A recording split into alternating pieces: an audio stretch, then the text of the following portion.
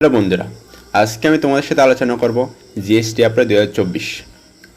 প্রত্যেক বিশ্ববিদ্যালয়ে একটা নির্দিষ্ট নিয়ম আছে, তারা তাদের নিয়মে চলে। কালকে তোমাদের জিএসটি প্রথম মেরিটের রেজাল্ট প্রকাশিত হবে।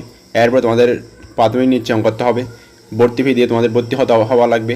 এরপর তোমাদেরকে অফিসে গিয়ে কাগজপত্র জমা দেওয়া লাগবে। প্রত্যেক বিশ্ববিদ্যালয়ে তাদের নিজস্ব কিছু নিয়মে বা নিজস্ব কিছু টাইমে তারা কাজ করে থাকে। প্রত্যেক বিশ্ববিদ্যালয় সেম টাইমে কাজ করে না, তাই তাদের প্রত্যেকে আবার আলাদা আলাদা কিছু নোটিশ প্রকাশ করতেছে। তার মধ্যে আমি জগন্নাথ বিশ্ববিদ্যালয় নিয়ে আলোচনা করব। তারা একটা বিজ্ঞপ্তি প্রকাশ করেছে কখন তাদের ভর্তি কার্যক্রম শুরু হবে, মানে কয়টা থেকে কয়টার মধ্যে তারা কাগজপত্র জমা নিয়ে ভর্তি নিশ্চয়ন করবে। এটা তোমাদেরকে জানিয়ে দেওয়ার চেষ্টা করব। তার আগে একটি কথা বলি, যারা আমার চ্যানেলটিতে এখনও নতুন তারা চ্যানেলটিকে সাবস্ক্রাইব করে পাশে থাকবা, আর যারা চ্যানেলটিকে অলরেডি সাবস্ক্রাইব করে দিয়েছো তাদেরকে থ্যাংক ইউ সো মাচ। এখন মূল ভিডিও শুরু করা যাক। তাদের বিজ্ঞপ্তিটি দেখে নেওয়া যাক। তারা বিজ্ঞপ্তি প্রকাশ করেছে, যেটা আমরা একটু দেখে নিই।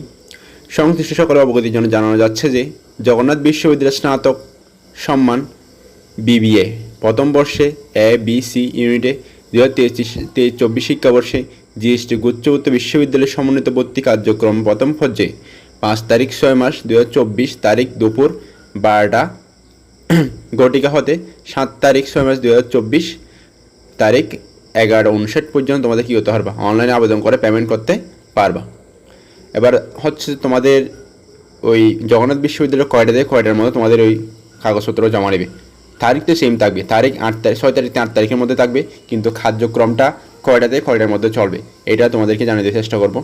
এখানে দেওয়া আছে দেখো, পরবর্তী প্রাথমিক ভর্তি হওয়া শিক্ষার্থীরা 6 তারিখ 6 মাস 2024 তারিখ হতে 8 তারিখ 6 মাস 2024 তারিখ পর্যন্ত 8টা ঘটিকা হতে বিকাল 4টা ঘটিকার মধ্যে সংশ্লিষ্ট দিন অফিসে এসে ভর্তি ফি দিয়ে তোমাদের কী করতে হবে, কাগজপত্র জমা দিয়ে তোমাদের ভর্তি নিশ্চয়ন করতে হবে।